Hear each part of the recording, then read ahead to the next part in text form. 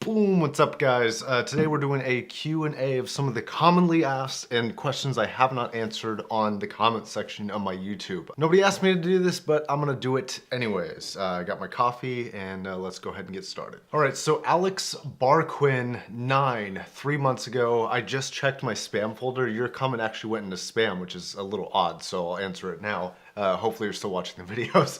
I'm looking for a different headphone for my collection. Can you help me choose which one would complement my list of headphones?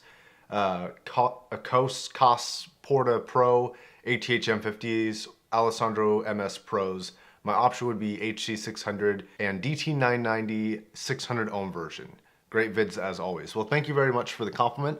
My recommendation for anybody is going to be the HC600s. If you've never heard them or you don't have them, I recommend putting them into your lineup because they are not the best at everything, but what they are the best at is being like like an absolute true north middle ground of all of your headphones. So it's, for me at least, it's something to base all of my other headphones off of.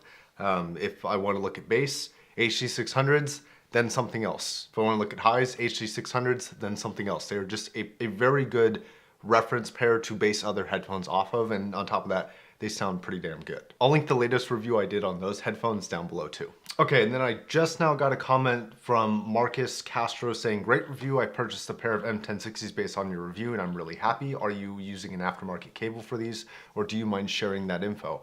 Thanks. No, I do not mind sharing the info. I am using an aftermarket cable. I actually have them right here. The cable I'm using has, of course, the same inputs, but it has this, it's shorter and it's a little like red. So it's a little red. It's got a 1/4 inch adapter with a 3.5 millimeter. And then it's got like a little springy thing. Jesus, focus. All right. And for me, I really, really like the stock cable. Except for the 90-degree turn that's the M50 or M1060s come with. I just wanted something a little bit shorter because I hate dealing with a bunch of cables at my desk because I have both my amps right there, and just plugging them into, it's like a perfect fit. That's the only reason why I recommend an aftermarket cable for these headphones. I think the stock cable is really, really good. It's just a little bit long. I will respond to your comment and let you know to watch this video when it comes out.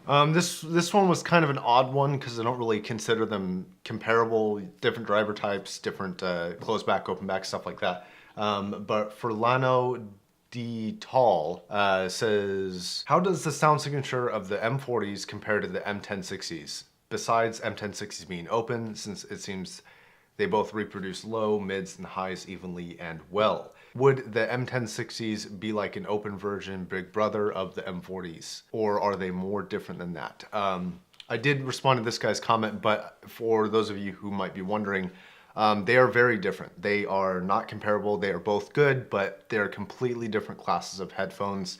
The M40s, which are right here, yes, they have good mids, good highs, good lows, but compared to the M1060s, the M1060s absolutely blow them out of the water in every single category. Now, they are open, they are planar magnetic, they are larger, they fit differently, they are completely not really comparable at all in my opinion. They're completely different classes, but which one you'll like more, I don't know. Some people don't like the sound signature or the 5K ringing that a lot of the M1060s have. That might be a deal breaker for you.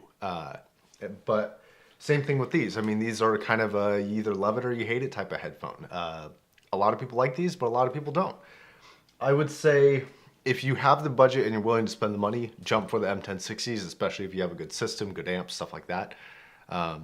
But if you need something closed and you're comparing only these two, or if you have a little bit tighter of budget, the M40s are a great pair of cans. I also recommend some of the Philips like 9500s, the Sennheiser 598s, which review on those is coming out soon.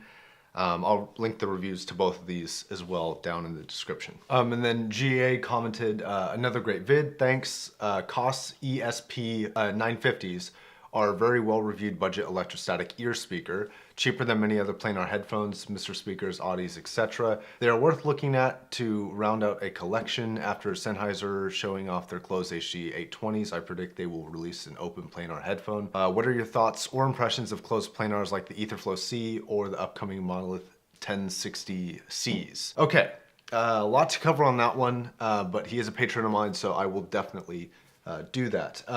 First off, I had not thought of Sennheiser releasing a planar magnetic headphone. I think that would be really interesting. I'd be highly interested in trying that. I think I really dig the Sennheiser sound signature.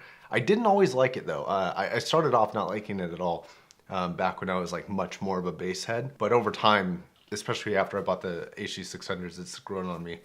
So having a planar magnetic with their sound signature would be incredibly fascinating to me. I would definitely probably invest in a pair, unless they cost what the HD 820s cost, which is like 2,400 bucks.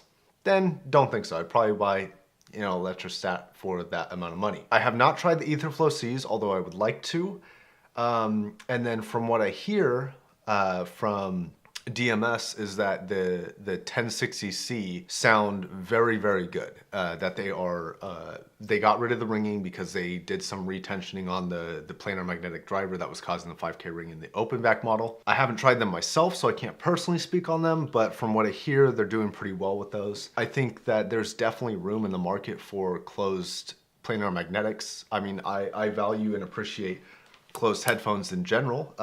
I prefer open back. It's kind of something where you either have a loud house or something like that, then it might be worth getting a closed headphone just so that you're getting the best sound quality you can and you don't have to worry about the environment around you as much. Although, I haven't tried them, but having a closed system does change the dynamics of how any driver, dynamic, electrostatic, or planar, it changes how the dynamics of those drivers work. So they have to compensate for that unless they're trying for a different sound signature. But let's say that the 1060s, they're trying to make the same sound signature as the regular 1060s. Putting that in a closed headphone, I mean, if you own a pair of these, even if you put your hands up to it, and just like you can hear the sound changes quite drastically. And a lot of it's due to the amount of pressure that's created by the drivers and the reflection of the sound of whatever's covering that driver. So they may have to mod it, but they may also be going for a completely different sound signature. I don't know. Okay, one or two more. Hi Josh, did you hear any B&W speakers, probably Bowers and Wilkins, speakers that you can compare to the Micas? No, I did not. I don't have a problem with them, I just have never personally tried them. Mohammed Salm, sorry if I'm mispronouncing your last name, is the Mica Origin good with the M1060s? I would say, yeah, I think that around $100 you might be able to have like a little bit better of a amplifier. Like the Shipfola is really good. I know that SMSL has a pretty decent headphone amplifier that's a little bit more, it's like 140. But it does a lot of stuff. It has like speaker outputs and things like that. FPS Intelligence say instructions unclear, dick stuck in fan. That'll happen. And then Bumper 210 says, what drives your pair of HC600s? My list has slightly been updated. I have a Magni and a Modi, I have a Shipfola, and then I have a Little Dot 3 tube amplifier. And I'm hoping to buy the SMSL amp that I was talking about a second ago in the future. I've listened to it, haven't bought it. I guess that will wrap it up for today's Q&A. If you guys have any more questions, definitely leave them in the comment section of any of my videos. Links to everything will be down below. Until next time, my name is Josh, and have a good one. I will see you guys next time.